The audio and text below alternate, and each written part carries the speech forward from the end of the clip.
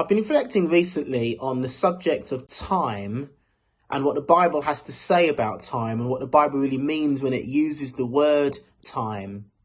In Ecclesiastes 3 and verse 1, it says, "There is a time for everything and a season for every activity under the heavens." You see, what Solomon's doing there is he's saying the same thing twice, but he's using two different words. When he talks about time and he talks about seasons, he's essentially talking about the same thing. The Bible has an awful lot to say about seasons and not really that much to say about time itself. You know, when we think of time, we think of it being 1 o'clock or 2 o'clock or 8:30. But when the Bible uses that word, it more often than not is referring to seasons or periods in our life where things happen. A friend of mine used this illustration a couple of weeks ago in church, where she talked about the fact that we think that time is a thing that changes situations. So we say, for example, 2020 has been a really bad year, and when it becomes 2021, it will be a good year. Well, bad things have happened in 2020, but just the fact that it's moving on to the next year won't automatically change things. It's not time that changes situations. Often it's our response, our attitude and our actions that change situations. You see, the Bible has a lot to say about seasons, and it reminds us that there are good seasons and there are bad seasons. Just as the natural seasons change, we go from winter to spring to summer to autumn and round again. Just like we see that in nature, we see it in life. Seasons come and seasons go. The frustrating thing is often when we're in a particular season that we don't want to be in, we want that season to change as quickly as possible.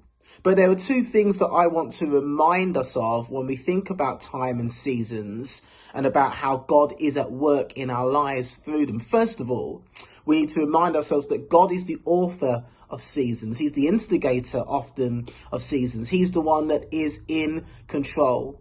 And my encouragement to you, if you are in a season right now that's particularly tough, I know we can all look at what's going on in the world and think we're living in a tough season, of course. But beyond the COVID, you may be in a particularly really difficult season right now. And you need to realize that God's still got your hand through that. Nothing's taken him by surprise. God is still in control. He is the master of our seasons.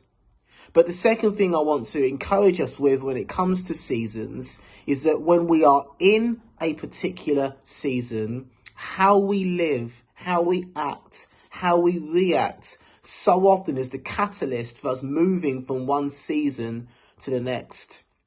The Bible talks about weeping may last for a night, but joy comes in the morning.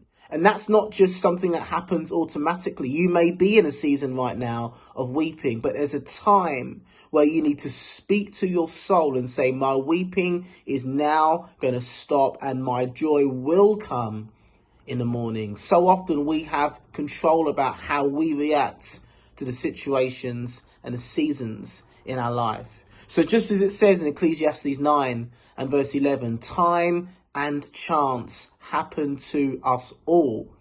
My encouragement to you is whatever season you are in, you have the opportunity to make choices and decisions that will cause you to live well in the season and live well as you move from this season to the next. We all know that 2020 has been a particularly challenging year, but actually my feeling is 2021 will look how it will look, dependent on how we decide now that we are going to live. God bless you.